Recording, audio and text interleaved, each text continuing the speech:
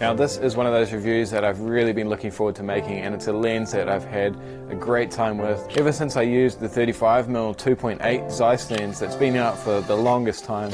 I've always wanted something like that, but maybe an f2 or something. You know, they have the RX1 camera which has a 35mm pancake lens that's f2, and I thought to myself all the time, if I could just have that lens and put it on my A7R or whatever, and just have a really compact system that I could pretty much shoot everything with. Now that they've brought out the 35mm 1.8, it may not be a G Master or a Zeiss lens, but it's pretty impressive. It is a little bit expensive, and that's the first thing I want to talk about. Most people online are saying it's far too expensive for what it is, and I kind of agree with you there. It's pretty expensive.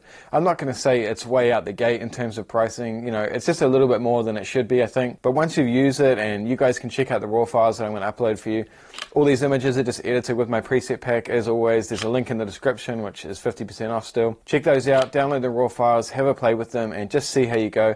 But I think you'll be really impressed with the files. I know I was. So I think price-wise, if it was about 20% cheaper, I think it would be definitely a really well-priced lens for what it is. After I posted some of these images online, a lot of you guys asked me about these ring of fire photos. So all I do is use this copper tube. This isn't a new technique or anything I've come up with, but you just need a little piece of copper tube, cut it to size, find different diameters that work, and just experiment with stuff. But I just went to a hardware shop, bought a piece of tube, cut off a little piece, and then all you do is just hold it in front of the lens. It's just a really good thing to have in your toolbox if you want to get a little bit more creative at sunset. So first things first, let's talk about the build quality and how it feels to hold in the hand. So the build quality is pretty good. I'm not going to say it's really high up there. It maybe feels like just a slight step below the 55mm 1.8 Zeiss, and it's about the same as the 85mm 1.8. It feels really good, really solid, just not like a high-end build quality. I really like how it has the function button on there, which you can use for focus hold or eye focus. You can program it to a whole bunch of different stuff. And I really like having the AF/MF switch. I find myself switching to manual focus quite a lot, especially if I'm at a wedding doing photo and video at the same time. Sometimes I just like to be in manual focus, but it's really nice having that on there so you don't have to go into the function menu and change it to manual focus manually through the settings. It is really small. It's just slightly shorter than the 55mm 1.8 with about the same thickness.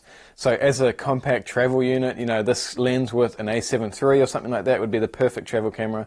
Really high quality images and still a really compact unit. It doesn't stand out as like a professional lens, so you're not going to be scaring people with a big 35mm 1.4 or something like that. In terms of focus, it seems really good. I have no complaints. To be honest, nowadays when I'm talking about how focus performs with pretty much any Sony lens I've used lately, they all kind of seem the same. They're all really good, they're all really fast, and they all just perform flawlessly. I've used it in low light around my house, I've used it in my garage here at nighttime, and in backlight situations it seems to work really well. Video focus is fast and accurate, so no issues with focus whatsoever. The only issue in terms of build quality is the lens isn't weather sealed, so the same as the 55mm 1.8, you're just going to be a little bit careful if it's really downpouring. Now let's talk about image quality. Like I said before, a lot of these files are going to be uploaded for you guys to download and play with.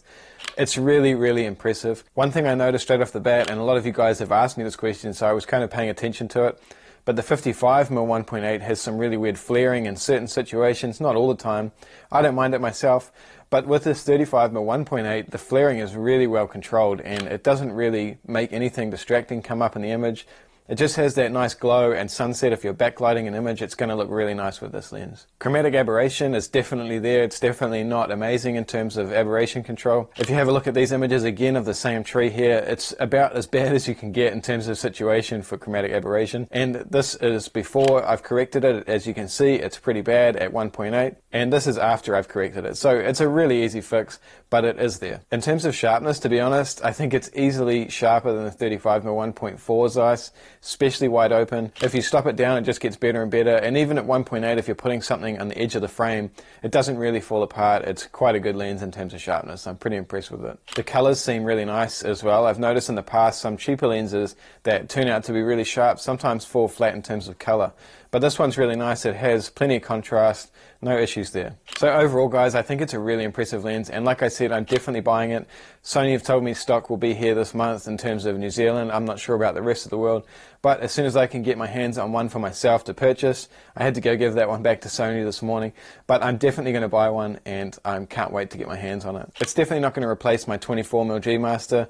That lens has something special about it, and just that field of view creates some really nice, interesting images that stand out out from other lenses like a 35mm or a 50mm. So I hope you guys enjoyed this review. I do hope the price drops a little bit to make it a little bit more accessible for some people, but honestly the 35mm 1.8 is something I've been looking forward to, and it didn't disappoint. I do also have another video coming up this week where I'm going to be testing the Samyang 45mm 1.8 lens. This is a pretty impressive lens. It's not the best in terms of build quality, but it's not too bad, and the images I think are going to surprise you. So thanks for watching, guys. I'll see you in the next video. Subscribe, like this video if you want to support my channel. See you guys in the next video.